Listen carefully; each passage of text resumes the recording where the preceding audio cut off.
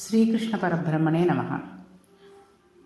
ప్రియవ్రతుడు వివాహం చేసుకోను అన్న మాటకి బ్రహ్మగారు ఆయనకి గృహస్థాశ్రమం యొక్క ధర్మాలు, ఎందుకు పెళ్లి చేసుకోవాలి, ఇలాంటివన్నీ కూడా చెప్తున్నారు. అయితే గృహస్థాశ్రమంలోకి వెళ్లకుండా కొంతమంది సన్యసించిన వాళ్ళు ఉంటారు. వాళ్ళందరూ తప్పు చేసిన వారా అనే సందేహం కలగవచ్చు. ఇక్కడ మనం ఒక విషయం జ్ఞాపకం పెట్టుకోవాలి. ఏ సిద్ధాంతానికి లోనైనా మహాపురుషులు అయిన వారికి కొన్ని మినహాయింపులు ఉంటాయి. శంకర భగవత్పాదులు వివాహం చేసుకోకుండా సన్యసించారు. అంత మాత్రం చేత శంకర భగవత్పాదులు తప్పు చేశారని మనం చెప్పలేం. ఒక్కొక్క సిద్ధాంతానికి మినహాయింపు పొందగలిగిన వారు ఎక్కడో ఒకరో ఇద్దరో ఉంటూ ఉంటారు. అటువంటి వారు వారికి గల అతీతమైన స్థితి చేత తాము చేసింది నిజమే అని నిరూపించుకుంటూ ఉంటారు. అవి మనకి చర్చనీయాంశాలు కావు. అందుచేత గృహస్థాశ్రమం నందు ప్రవేశించవలను అని చెప్పాడు. అప్పుడు ఆయన అన్నాడు, మహానుభావ, మీరు వచ్చి ఈ మాట చెప్పారు కాబట్టి నేను తప్పకుండా గృహస్థాశ్రమంలో ప్రవేశించి రాజ్య పరిపాలన చేస్తాను అన్నాడు. ఇది ధర్మం అంటే. పెద్దలైన వాళ్ళు వచ్చి చెప్పినప్పుడు వాళ్ళ మాట వినే లక్షణం ఎవరికి ఉంటుందో వాళ్ళు బాగుపడతారు. నాశనం అయిపోతున్నానడానికి గుర్తేంటో తెలుసా అండి? సాధారణంగా కొందరు నోటి వెంట ఒక మాట వస్తూ ఉంటుంది. ఏంటది అంటే, నేను కానీ తలుచుకున్నానంటే సాక్షాత్ ఈశ్వరుడు వచ్చినా లొంగను అంటూ ఉంటారు. ఈశ్వరుడు వచ్చినా లొంగకపోవడం అనేది అది పతనానికి హేతువు. అలా వినకపోవడం వలన మన మూర్ఖత్వం ప్రకటితమవుతుంది, కానీ దానివలన మనం మన పతనాన్ని కొని తెచ్చుకుంటున్నామన్న విషయాన్ని బోధపడిపోతూ ఉంటుంది. అటువంటి వాళ్ళతోటి మనం మాట్లాడాల్సి వస్తే వాళ్ళతోటి ఎంత తక్కువగా మాట్లాడితే అంత మంచిది. చూడండి, సాధారణంగా ఇంకోటి మాట కూడా అది కూడా తప్పు మాటే. ఒకటి మాట్లాడుతూ ఉంటారు. ఏదైనా మనం ఒక పనిని కొంచెం రహస్యంగా అంటే గుడ్డుగా చేద్దాం, ఎవరికి తెలియకుండా అనుకుంటే ఈ పనిని మూడో కంటివాడికి కూడా తెలియకుండా చెయ్యండి అని చెప్తూ ఉంటారు. మూడవ కంటివాడు అంటే ఎవరండి? త్రయంబకుడు, అంటే త్రినేత్రుడు, పరమశివుడు. ఆయన మంగళం చేస్తూ మనలోనే ఉన్నాడు. మనలో ఉన్న ఆయనకు తెలియకుండా ఈ మాట అసలు బయటకు వచ్చిందా? వాడికి తెలియకుండా చేయమని చెప్పడానికి ఒక మహాపాపంగా పరిగణిస్తారు. మూడవ కంటివానికి తెలియకుండా చేయడం అనే మాట తప్పు. రహస్యంగా ఒక పనిని చెయ్యాలని చెప్పాలి అంటే మూడవ కంటికి తెలియకుండా అని చెప్పాల్సి ఉంటుంది. కానీ మన మూడవ కంటివాడికి తెలియకుండా అని చెప్తూ ఉంటాం. మూడవ కంటికి అంటే మన కళ్ళు రెండు ఇంకో కంటికి తెలియకుండా చేసుకోవాలని. అయితే ఈ పైన చెప్పిన వాక్యం మూడో కంటి వాడికి తెలియకుండా చేయడం అనే చెప్పడం వాక్యం అపభ్రంశం అయిపోతూ ఉంటుంది. అయితే ఇంకా ఇప్పుడు చతుర్ముఖ బ్రహ్మగారు చెప్పిన వాక్యమును ప్రియవ్రతుడు విన్నాడు. విని ఆయనకు తగిన భార్యను చేపట్టాడు. ఆమె విశ్వకర్మ కుమార్తె. విశ్వకర్మ అంటే ఎవరూ కాదు, సాక్షాత్తు శ్రీ మహావిష్ణువే. ఎందుకంటే విశ్వకర్మ మనుస్త్వష్ట స్థవిష్ట స్థవిరో ధ్రువ అని విష్ణు సహస్రనామంలో ఉంది చూడండి. ఈ విశ్వం అంతటినీ నిర్మించిన వాడు ఎవడు ఉన్నాడో వాడికే విశ్వకర్మ అని పేరు. నీటిలో తిరిగే బాతు కాళ్ళు నీటికి దిగిపోకుండా బాతు వేళ్ల మధ్య చర్మమును పెట్టిన వాడెవరు? భూమి మీద తిరిగే మనిషికి పట్టు దొరకడానికి వేళ్ల మధ్య చర్మం పెట్టని వాడెవడు? ఏ అమ్మ కడుపులో అటువంటి బిడ్డను రూపు చేస్తున్న వాడెవడు? ఇన్ని శిల్పములు చెక్కుతున్న వాడెవడు? వాడే విశ్వకర్మ. కాబట్టి విష్ణువే విశ్వకర్మ. విశ్వకర్మ కుమార్తె అయిన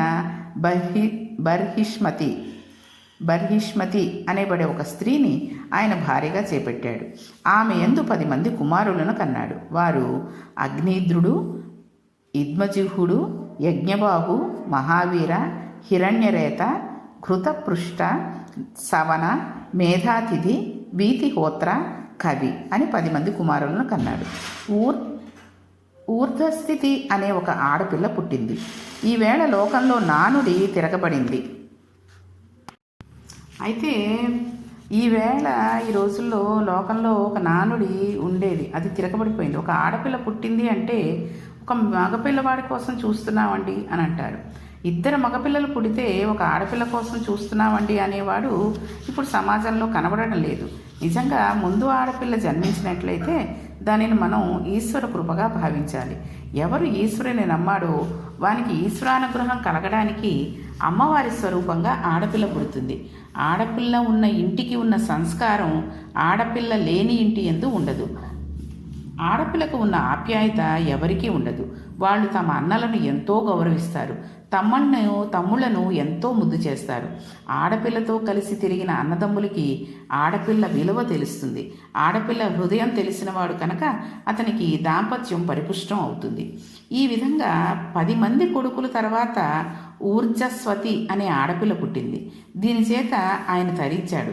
మగపిల్లవానికి తండ్రి స్నాతకం చేయడం ద్వారా వానిని యోగ్యుని చేసి పెండ్లిపీటల మీదకి తీసుకువెడతాడు.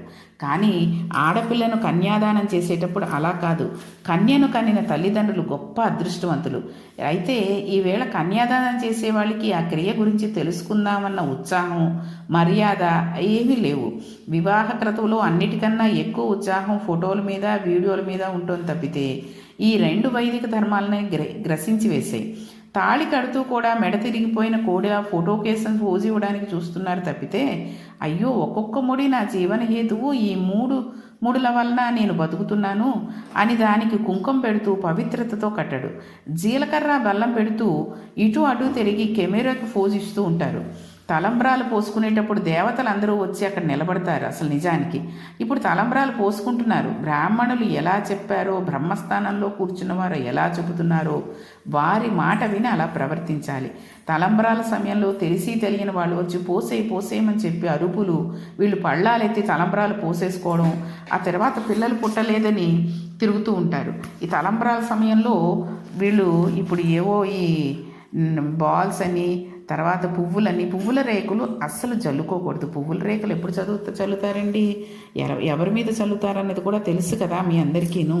అసలు పువ్వుల రేకులు తలంబ్రాల కింద, కొంతమంది అక్షంతల్లో పువ్వుల రేకులు, ఈ గులాబీ పూలు అవి చింపేసి, అసలు పువ్వులు అంత అందంగా పుట్టించిన వాటిని చింపడమే మహాపాపం. అలాంటిది పువ్వుల రేకులు చింపేసి వాళ్ళ తలల మీద వెయ్యడం అనేది మహాపాపం. ఈ తలంబ్రాలు కూడా చక్కగా వాళ్ళు తీసుకువచ్చినప్పుడు, పళ్ళాలలో తీసుకుని వచ్చినప్పుడు ఈ దీపాలు తీసుకుని వస్తారు. అలాంటప్పుడు వచ్చిన తలంబ్రాలనే పోసుకోవాలి తప్పితే ఇష్టం వచ్చినట్టుగా రంగురంగుల చెంకీలు అవి పోసుకోకూడదు. అలా పోసుకున్నట్టయితే ఈ రోజుల్లో వినట్లేదు. కళ్ళజోళ్ళు పెట్టుకుని పంతులు గారికి కూడా కళ్ళజోడు పెట్టేసి ఫోటోలు తీసుకుంటున్న వాళ్ళు ఉన్నారు. కాబట్టి ఇలా పళ్ళాలెత్తి తలంబ్రాలు పోసేసుకోవడం, తర్వాత పిల్లలు పుట్టలేదని బాధపడుతూ ఉండడం, తలంబ్రాల సమయంలో వీరి చర్య వలన దేవతలందరూ అవమానించబడడం జరుగుతోంది. బ్రహ్మగారు మంత్రం చదువుకున్నప్పుడు దానికి అనుసంధానంగా క్రతువు జరగాలి. అలా జరగనప్పుడు దేవతానుగ్రహం కలగదు. ఈ రోజుల్లో వైదిక మర్యాద రోజు రోజుకు అవమానింపబడుతోంది. ఆడపిల్లను కనినవాడు కన్యాదానం చేస్తే దానివలన ఎంతో గొప్ప ఫలితాన్ని పొందుతాడు. ఇక్కడి నుంచి బ్రహ్మలోకానికి నువ్వుల గింజలు పేర్చుకుంటూ వెడితే మళ్ళీ ఆ నువ్వుల గింజలన్నింటినీ లెక్క పెడితే ఎన్ని నువ్వు గింజలు వస్తాయో అన్ని సంవత్సరముల పర్యంతం ఆ కన్యాదాతకు బ్రహ్మలోక ప్రాప్తి కలుగుతుంది. ఇలా మహాసంకల్పం చెప్పి పెండ్లి కుమారుడిని నారాయణునిగా భావించి కన్యాదానం చేస్తారు. కానీ కొడుకు పక్షంలో ఇంత హడావిడి లేదు. కాబట్టి కూతురు ఉన్నవాళ్ళు ఎంత అదృష్టవంతులో చూడండి. కాబట్టి ఈ కన్యాదానం చేసేటప్పుడు ఇప్పుడు విన్నాం కాబట్టి ఇక ముందేం చేయనా, మనకి ఆడపిల్లలు ఉన్నవాళ్ళు జాగ్రత్తగా కన్యాదానం చేసేటప్పుడు ఇక పెళ్ళి కావాల్సిన పిల్లలు ఈ కథని వినిపించి ఎలా పెళ్లిలో ఉండాలి అనేది కూడా మనం చెప్తే మంచిది. ఊర్జస్వతిని శుక్రాచార్యుల వారికి ఇచ్చి కన్యాదానం చేశారు. శుక్రుడు గురువు, సామాన్యుడు కాదు, బృహస్పతితో సమానమైనవాడు. శుక్రాచార్యుల వారి యందు ఊర్జస్వతికి దేవయాని అనబడే కుమార్తె జన్మించింది. ప్రియవ్రతుడు అంతఃపురంలో కూర్చుని తాను చేసిన పనులన్నింటినీ ఈశ్వరానుగ్రహాలుగా భావించాడు. 10 మంది మగపిల్లలను 1 ఆడపిల్లను కన్నాడు. ఈశ్వరానుగ్రహం అన్నాడు. అద్భుతమైన పూజ చేశాడు. అలా పూజ చేయడం ఈశ్వరానుగ్రహం అన్నాడు. భోగములను అనుభవించాడు. అది కూడా ఈశ్వరానుగ్రహం అన్నాడు. సింహాసనం మీద కూర్చున్నాడు, పరిపాలన చేశాడు. ఇలా ఆయన ఏది చేసినా భగవంతుడిని తలుచుకుని చేశాడు. అందువలన గృహస్థాశ్రమంలో ఉన్న ప్రియవతులు సంసారము వదిలిపెట్టి వెళ్ళి హిమాలయాలలో కూర్చుని కొన్ని వేల సంవత్సరాలు తపస్సు చేసిన ఒక మహాయోగి ఎంతటి తేజస్సుతో కూడిన స్థితిని పొందుతాడో అంతటి స్థితిని పొందేశాడు. ఇప్పుడు ఆయనకు చిత్రమైన కోరిక పుట్టింది. మేరు పర్వతమునకు ఉత్తర దిక్కున సూర్యుడు ఉన్నప్పుడు భూమికి దక్షిణం దిక్కు చీకటిగా ఉంటుంది. సూర్యుడు దక్షిణ దిక్కుగా ఉంటే ఉత్తరం చీకటిగా ఉంటుంది. నేను గృహస్థాశ్రమంలో ఉండి ఈశ్వరారాధన చేసి శ్రీ మహావిష్ణువుని అనుగ్రహం చేత ఇంతటి తేజస్సును పొందాను. గృహస్థాశ్రమం గొప్పతనం ఏమిటో శాశ్వతంగా లోకానికి తెలిసేటట్లు చేయాలి. 7 రోజులు ఈ భూమండలమునందు చీకటి లేకుండా చేస్తాను.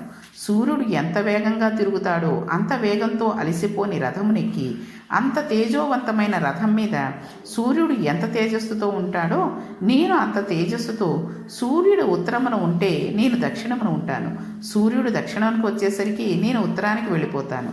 అలా 7 రోజులు అవిశ్రాంతంగా తిరుగుతాను. ఆ 7 రోజులు బ్రహ్మాండములంతా చీకటి ఉండదు.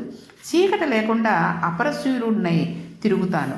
గృహస్థాశ్రమంలో ఉండి పూజ చేసినవాడు ఈ స్థితిని పొందగలడని నిరూపిస్తాను అని రథం ఎక్కాడు. ఇది సామాన్యమైన విషయం కాదు.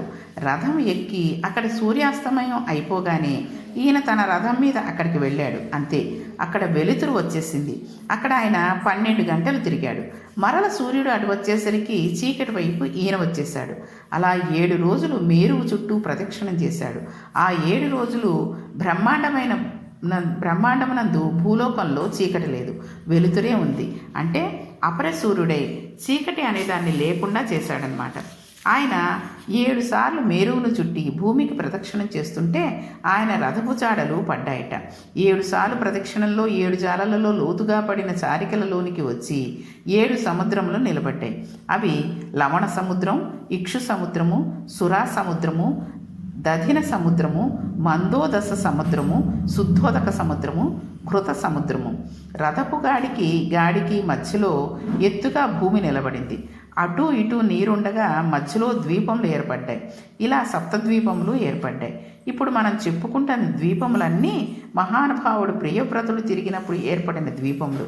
ఈ విధంగా రథపు గాడి మధ్యలో జంబూద్వీపం, ప్లక్షద్వీపం, సాల్మలీ ద్వీపము, కుశద్వీపము, క్రౌంచద్వీపము, శాఖద్వీపము, పుష్కర ద్వీపము అనే 7 ద్వీపములు ఏర్పడ్డాయి. ఈ ద్వీపముల పేర్లు వినినంత మాత్రం చేత పాపములు తొలగిపోతాయని పెద్దలు చెప్తూ ఉంటారు. ఈ విధంగా 7 ద్వీపాలు, 7 సముద్రాలు ఏర్పడ్డాయి. ఇవన్నీ కూడా మనకి చాలామందికి తెలియవని అనుకుంటున్నాను. అంటే నాకు తెలియదు కాబట్టి అందరికి చాలామందికి ఏమైనా తెలిసినా కానీ ఇంకొకసారి వింటే ఇటువంటి విషయాలు మనం మామూలుగా తెలుసుకోము. ఈ భాగవతం అంతర్గతంగా మనం ఇలాంటి విషయాలు తెలుసుకుంటున్నాం కాబట్టి ఈ ద్వీపాలు ఏమేంటి, నదులు ఏమేంటి, సముద్రాలు ఏమేంటి, ఇవన్నీ కూడా మనం ఎలా వచ్చాయి, ఈ సప్త సముద్రాలు కూడా ఈ ప్రియవ్రతుడు వల్ల వచ్చాయి అన్న విషయం మనకి ఇప్పటివరకు తెలియకపోవచ్చు చాలామందికి. ఈ ద్వీపాలు, సముద్రాలు ఎలా వచ్చాయని నీకు తెలుస్తాయని వివరంగా చెప్పవలసి వస్తోంది. ఇంత సాధించిన తర్వాత ఇంకా సంసారంలో ఉందామని ప్రియవ్రతుడు అనుకోలేదు.